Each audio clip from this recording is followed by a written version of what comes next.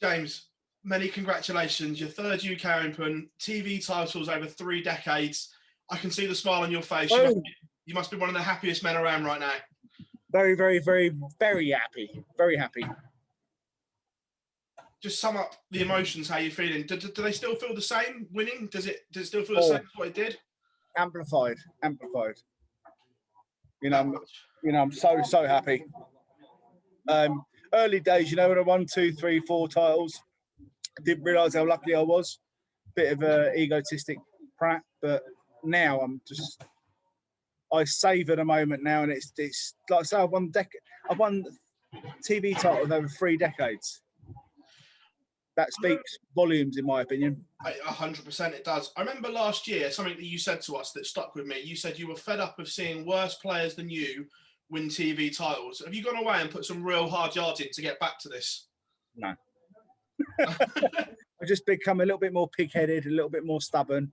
And, the way they select things and certain things for rankings and stuff like that, just give me a kick up the backside that I needed. And, proved a little point. One thing I did notice, you've always been a very traditional shoe man. But up there today, I see you've gone for the more comfort style one. Is that something that's changed in your mindset as well? That's got soft bloody feet where I haven't played for so long. The real shoes are making my feet really sore. So a bit ouchy. But no, but I honestly believe my feet have gone soft, but that's a poor subject. You've always been a very shoe man, though, is the thing. That's why. Yeah, no, I love proper shoes. So I think everyone should dress on the hockey correctly and smartly. But I've got blisters on both backs of my heels. But we can use it as an excuse. Maybe I've averaged 103. But yeah. Just going back to the game, just my last one from me. Obviously, you touched on stage how he did a demolition job on Michael.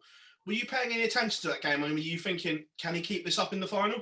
I didn't play much sort of like acknowledgement to what he was doing, but he smashed him to pieces, absolutely annihilated him. So, it was a good thing for me. James, congratulations as always. Thank you very much. Hi, James. Congratulations on winning the UK Open. Did you think this day would never happen again? No, cross my heart. Hand on my heart, cross my heart. No. Always knew I'll win more. Yeah, and obviously that belief has brought you here. You've had some tough times, James, but you're still here again. It's not belief, it's ability, I think. But you've also been through some tough times. You've had that belief. Yeah. If I didn't have my problems, perhaps I would have won a lot more. But I've had my problems, and it just proves that even when everything's thrown against you, and even people that can make your life a little bit easier or a little bit fair, and they're still throwing crap against you within organisations and stuff, you still can do the business, and and I have tonight. Will it possibly be the most special moment of your career when you take that trophy back to Arthur and Sammy? I don't know. I'll let you know 20 trophies later. So there's more to come then? I'm not done yet. No, I'm not done yet. It's everyone else that thinks I'm done, which is the best thing.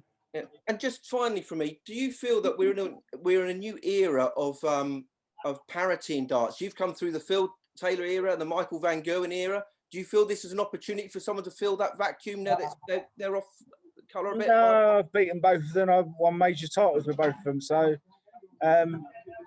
thank God there'll never be another Phil Taylor. That I will say. He was an exceptional man, an exceptional talent, and there's never been anyone close to him. Anyway, how have you never talked about Phil Taylor and Mark Van Gerwen when I won it? Shut up. Okay. On that note, thank you very much, James, and congratulations. Cheers, thank you. Cheers. James, many congratulations. As you've mentioned, TV titles in 3 different decades now. What's the key to your consistency and longevity at the top level? Stubborn and stupid.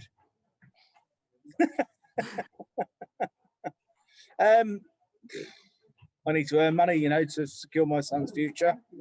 That's one of them. People keep putting barriers in front of me that aren't there. That helps as well. So, they're all things that help. You mentioned after your semi-final win that the game had kind of been consuming you a little bit. Was that the case? And has Has the pandemic kind of put darts into perspective for you, and that's rubbing off on your form now? No.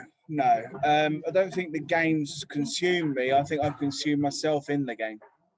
That makes sense. Maybe, I don't know. It makes sense to me. And you've averaged just under 100 for the tournament. Where does this rank in terms of your performances throughout the weekend in your televised title wins? Number 10 in the televised tournaments. Okay, cheers, James. Many you. congratulations. Thank you. James, we know how much your family means to you. Does it make it all worth it when you've spent all this time away and now you've got a TV title to show for it in 2021? It does, but also I realise how lucky I am to be able to bloody do what I can do. You know, we can talk about funding and government, what everyone's done for stuff, but as dart players, we're so lucky that I think the PDC, to be fair, as much as I at times knock them, they've jumped through hoops and bounds and made things work so we can still earn a living, and that is so lucky. If that makes sense, I think maybe. Yeah, makes sense. That's all from me, James. Thank you. Yeah, thank you. James, many congratulations. Your third UK Open title. Where does this title rank compared to the other two? As I said before, they're just as important as each other. This one's just a little bit more important in some aspects because I proved I can still do it, and I can still do it easily. And I think I did it easily tonight. I think my toughest opponent with results-wise was probably Ryan Joyce, Up to number 4. And I played him against, a dartboard that wasn't secure. I played him where the dartboard was moving, and I've overcome a lot of things this weekend that people don't realise exist. A poor stage setup. As I say, the board was moving, and from there on, I did really well, and I was so lucky to get through that first round. Going into the final, you beat Gowan Price to face Luke in the final. How much confidence did you take from that semi-final? No more than I've normally got, as I believe everyone else is probably more shocked than me. I wasn't shocked. I just, did my job and beat what was in front of me, and and it looked like he struggled a little bit, to be honest with you. When it was up against him. He is still the best dart player in the world at the moment, though, to be fair. Up to number 4 in the rankings. What's next for James Wade this year? What are you aiming for? I just keep going, to pay my bills and make a difference. I want to make a difference in the dart world, and if I can still do that, I'll still be here. Perfect. Thanks, James. Thank you. Hi, James. Many congratulations. How defining was that comeback win against Simon Whitlock in terms of this weekend? Well, it meant I win.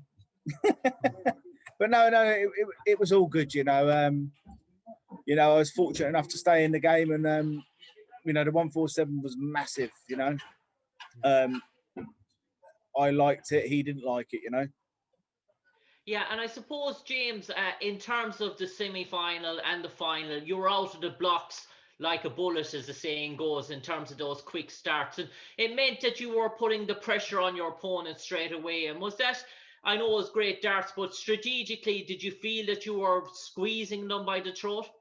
There's no strategics in darts. If you're lucky enough to put your foot on their throat, it's a good thing. And I suppose, James, in terms of, you mentioned this as a catalyst in terms of success for you, and I suppose you're hoping to carry on this form now and add more titles and obviously finish off 2021, not this to be your only title this year. Yeah, one that's eating away at me is I want to win the World Match Play again. It's been bugging me for many years. I want to win that one again. Because it's something special to me. I really want to do the biz there.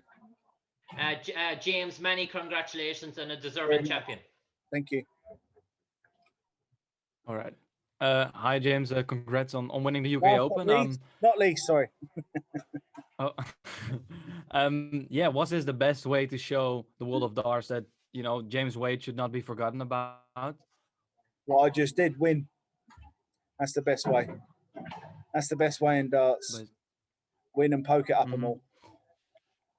Yeah, you've never left the top leagues of darts, but winning yet again a TV title, does it feel like a small comeback for you?